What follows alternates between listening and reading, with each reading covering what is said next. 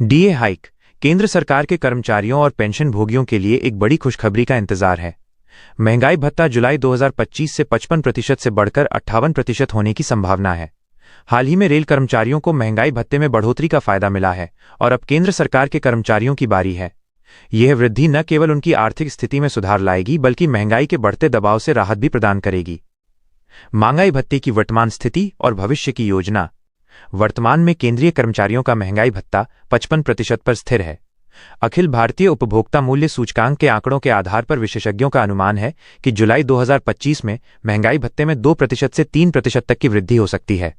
यह वृद्धि महंगाई के बढ़ते स्तर के अनुपात में निर्धारित की जाती है ताकि कर्मचारियों की वास्तविक आय में कमी न हो।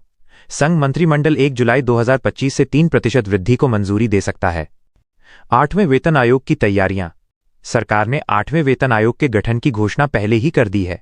इस आयोग की सिफारिशें 1 जनवरी 2026 से लागू होने की संभावना है।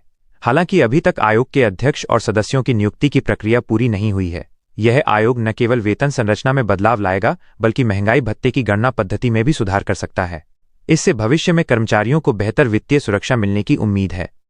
कर्मचारी संघों की मांगें और चिंताएं। Confederation of central government employees and workers के महासचिव ने केंद्रीय वित्त मंत्री को पत्र लिखकर महंगाई भत्ते की तत्काल घोषणा करने का अनुरोध किया है। उनका कहना है कि आमतौर पर यह घोषणा सितंबर के अंतिम सप्ताह में होती है और 3 महीने का बकाया अक्टूबर के पहले सप्ताह में मिलता है। इस देरी के कारण कर्मचारियों में असंतोष बढ़ रहा है क्योंकि महंगाई का प्रभाव तत्काल होता है जबकि राहत देर से मिलती है। महंगाई भत्ते की गणना पद्धति में सुधार की मांग। कर्मचारी संघों ने महंगाई भत्ते की गणना के तरीके में महत्वपूर्ण बदलाव की मांग की है। वर्तमान में ये राशि 12 महीने के औसत के आधार पर तय की जाती है, लेकिन संघों का मानना है कि इसे हर 3 महीने के औसत पर आधारित करना चाहिए। इससे कर्मचारियों को महंगाई की वास्तविक दर के अनुसार समय पर राहत मिल सकेगी। यह व्यवस्था अधिक न्यायसंगत होगी क्योंकि महंगाई की दर में तेजी से होने वाले बदलाव का तुरंत फायदा मिलेगा। पेंशन भोगियों के लिए महंगाई राहत।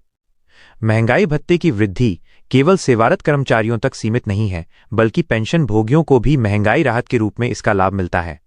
सेवानिवृत्त कर्मचारियों के लिए ये राहत विशेष रूप से महत्वपूर्ण है क्योंकि उनकी आय स्थिर होती है जबकि जीवन यापन की लागत लगातार बढ़ती रहती है। इस वृद्धि से लाखों पेंशन भोगियों की आर्थिक स्थिति में सुधार होगा। उपभोक्ता मूल्य सूचकांक का महत्व।